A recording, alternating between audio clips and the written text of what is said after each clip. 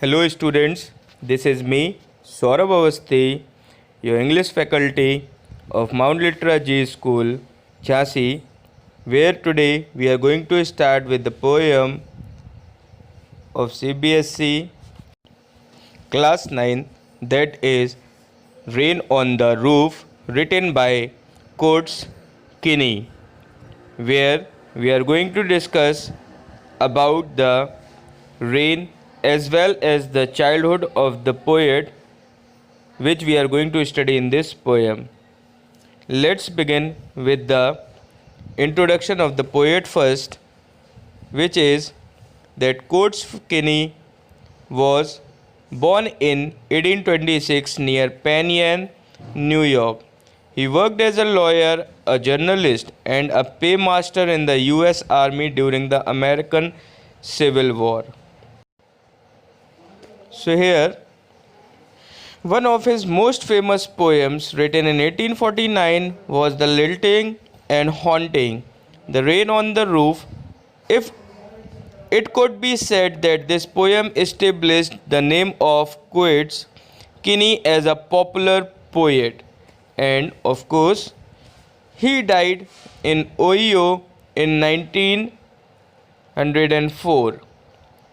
Okay, so this was about Coates Kinney, the one who was a legend of his time and got name and fame through the poem The Rain on the Roof. So now let's begin with the poem, where we are going to have the poem as well as the explanation of it. So let's begin The Rain on the Roof by Coates Kinney. Now let's read the first stanza. When the humid shadows hover over all the starry spheres, and the melancholy darkness gently weaves in rainy tears, what a joy to press the pillow of a cottage chamber bed and to listen to the patter of the soft rain overhead. So this was poem, and now analysis. Explanation is, in the first stanza, the poet describes a rainy night. The hovering rain clouds have obscured the stars in the sky, and darkness, which brings melancholy to the mind, is creeping into the earth, bringing raindrops with it. Darkness is making the poet sad and reflective.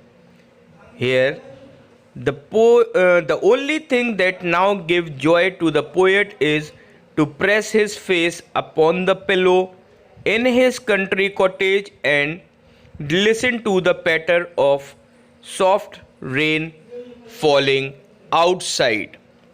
So here he is enjoying right now. Okay, second stanza says, every tinkle on the shingles has an echo in the heart, and 1,000 dreamy fancies into busy being start, and 1,000 recollections weave their bright hues into woof as I listen to the patter of the rain upon the roof.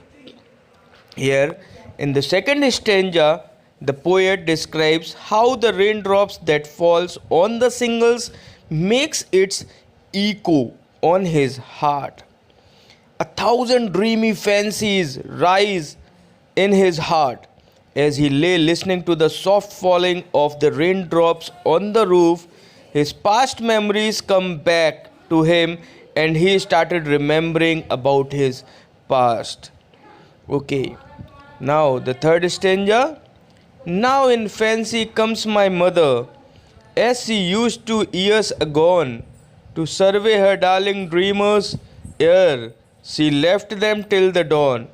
Oh, I see her bending over me as I listen to this refrain, which is played upon the shingles by the patter of the rain. So here, students, poet is going to remember his mother. So, in the third stanza, the poet is reminded of his mother. He remembers how many years ago his mother used to come to have last survey of her sweet little children before going to sleep, as they were warm in bed and having pleasant dreams. And here, students, what poet remembers more than anything is how his mother would bend down and watch over him in particular. These memories are evoked as he lay listening to the repetitive rhythm of the raindrops playing like the refrain of a song on his roof. Okay, now then my little seraph sister, with her wings and waving hair, and her bright-eyed cherub brother, a serene angelic pair, glide around my wakeful pillow with their praise or mild reproof as I listen to the murmur of the soft rain on the roof. Which means, in the fourth stanza, the poet imagines his younger brother and younger sister. They were like sweet little cherubims. They were a calm and angelic pair. He remembers them gathering round him with their praises and mild blames. Now he recalls their faces as he lay listening to the murmur of the drizzle, which was coming down from the roof. Okay, so this was fourth stanza. Now fifth one. And another comes to thrill me, with her eyes delicious blue, and forget I, gazing on her, that her heart was all untrue. I remember but to love her with a rapture kin to pain, and my heart's quick pulses vibrate to the patter of the rain. Now explanation is, in the fifth stanza, the poet has a memory of his once love.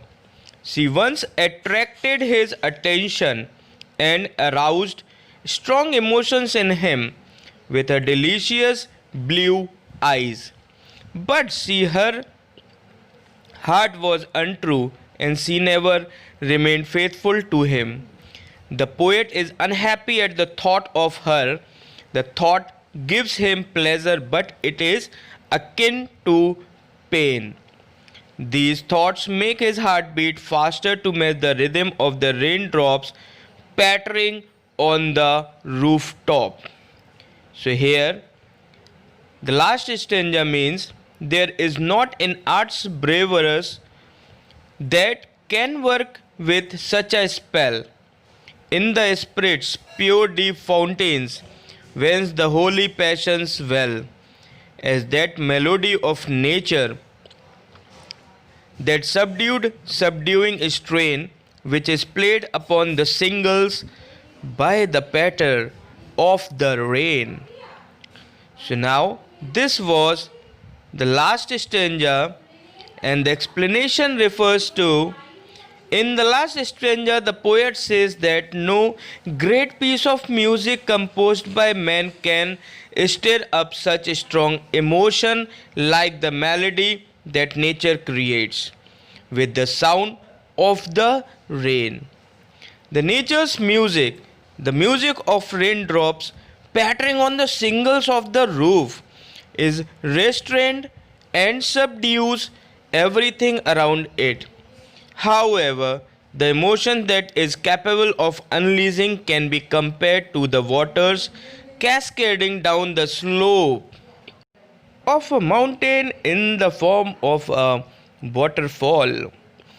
So here, students, this was the stanza-wise explanation of the poem. Now we have completed the poem and its explanation, and I hope that you will be able to understand the thoughts of the poet given in the poem, that how he recalled the memories of his mother, of his loved ones, and how he felt at that time. So all these things which are given over here in the summary, which is explained to you right now, is completed now.